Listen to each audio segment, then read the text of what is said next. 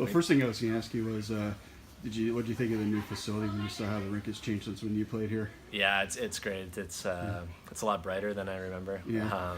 A lot less wood. Yeah. No, it's really nice. They did a nice job. You know, it's nice to see.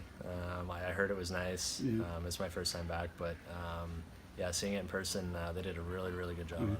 You almost wish you could have played in it before you got down here yourself. Yes and no. I mean, Yeah. it's is one of those things. You know, in the early 2000s, you know, there was a lot of arenas that needed some TLC. Yeah. I remember, Oswego used to play in the airport hangar, Yeah. and Elmira's rink was old and dark and all that stuff. So I mean, the old rinks have a lot of nostalgia, a lot of history. Yeah. It is what it is. But this one's pretty nice. What's it like just to be able to kind of come back here? Like, what did you notice that's different about this town and the school in general? Yeah, I mean, some of the bars and restaurants have changed, obviously, since I've been here. But I haven't been back in 14 years now. So, and the addition on Crane, I think that looks fantastic. These townhomes here, I kind of wish we were around when we were living in the dorms. But it's just nice to be back. I see the weather hasn't changed in the North Country. It's pretty cold, and the freezing rain here today brought back a lot of memories. What's this program just mean to you in general? I mean, for you to go as far as you did, people always assume you have to go to Division I schools or major juniors to do things you were able to do as a player. What did it mean to you to be able to represent Division III and go as far as you did? Yeah, I think it's hopefully it's an inspiration to people in the future. I spoke to the guys today. I met the team and spoke with them and said, don't let anyone tell you that you can't make it. The line between Division III and Division I is not as great as it sounds. It's a lot tighter than you would think, and there's a lot of good players in D3 that could probably play at the D1 level, but for whatever reason they don't. But if you get a chance, if you have dreams of playing professionally after, don't let this hold you back. Once you're there, anything can happen, and don't just put your foot down. If you want it bad enough, you can get it. It was a while ago, but do you remember what were some of the factors when you were picking schools that made you choose this place? Actually, one of the things was Aaron Saul was the guy who recruited me, and he was relentless. But he was super nice and super honest about things, and I was recruited by Middlebury.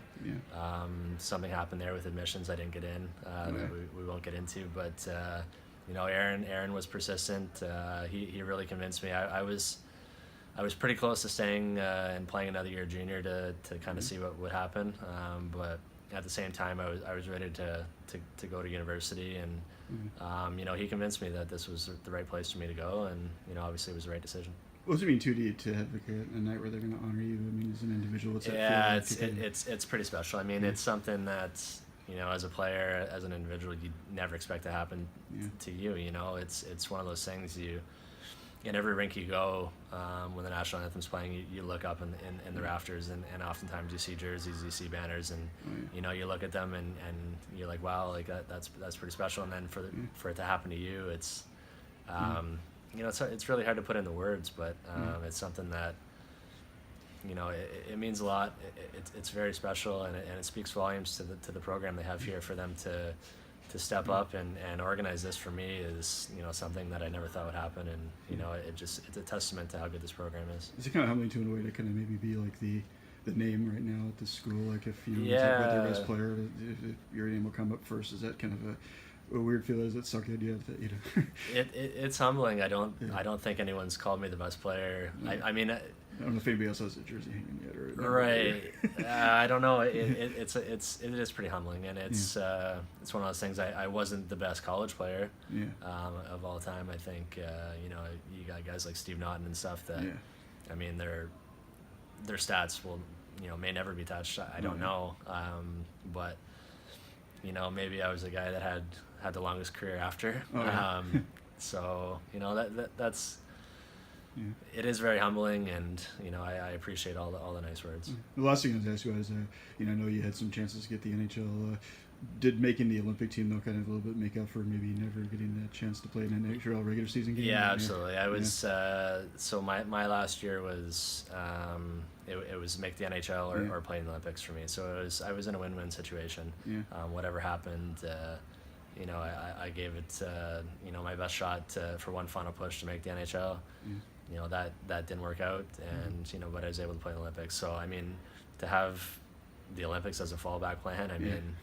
I couldn't ask for anything more, and it was, you know, the perfect send off for me, for my career to end that way. It was everything just lined up, and you know, what a great experience that was. What'd you do, by the way, with your medal? Like, what do you do? I have it with me right now. Oh, you do? Oh, that's I do. cool. Yeah. Yeah.